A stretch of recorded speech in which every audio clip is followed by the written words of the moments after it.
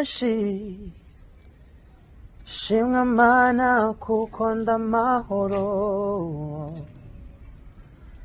mutima wanjye himbaza iyo mana unezerwe kuko ndamahoro.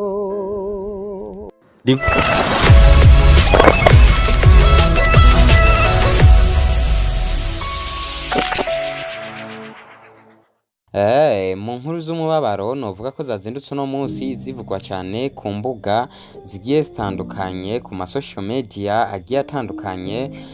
Ni inkuru y'umuririmbyi YVAN BURAVANI kuva mu gihugu cy'u Rwanda yaramutse yitaba Imana mu ijoro ry'uno munsi wa gatatu, aho yari karavurirwa mu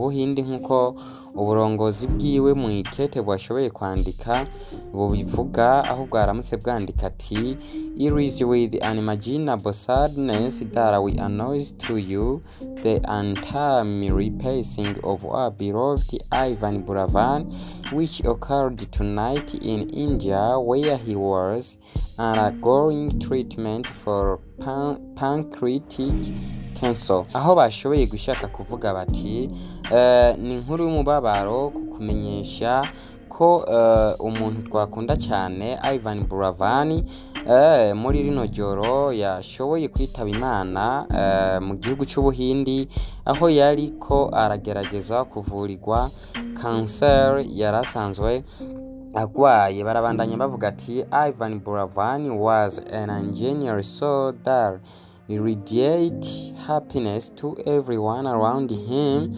He motivated all of us to love our country and our culture. Aho bashatse gusigura bati YVAN BURAVANI yari umuntu atanga umunezero ku muntu wese yaramwegereye, umuntu yaduhamagarira gukunda igihugu cyacu and culture. His loss will be immensely felt by his family and friends and throughout our industry. We are certain that our community will remain united as we go through this unspeakable tragedy.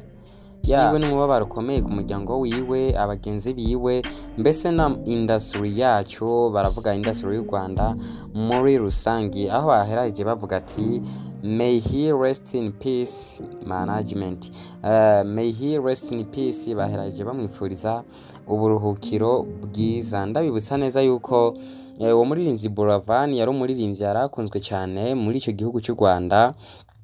Akaba n'umuririmbyi yakunda kuririmba indirimbo zimotiva abenegihugu gukunda igihugu, akabahamagarira kandi gukunda imigenzo yabo, igihugu n'imigenzo, aho indirimbo yashoboye kurangiriza ko indirimbo apfuye asize hanze yari indirimbo yari yise Big Time, ariyo yiyi. Reka tuguhe umwanya ushobore kuyikurikirana gato, hama niwashaka kuyikurikirana yose uraheza uje ku rubuga rwiwe rwa YVAN BURAVANI, uraheza uyikurikirane yose. Turabakunda cyane, reka tumwifurize uburuhuko bwiza kuko twese niyo nzira. Imana imwakire mu bwami bwa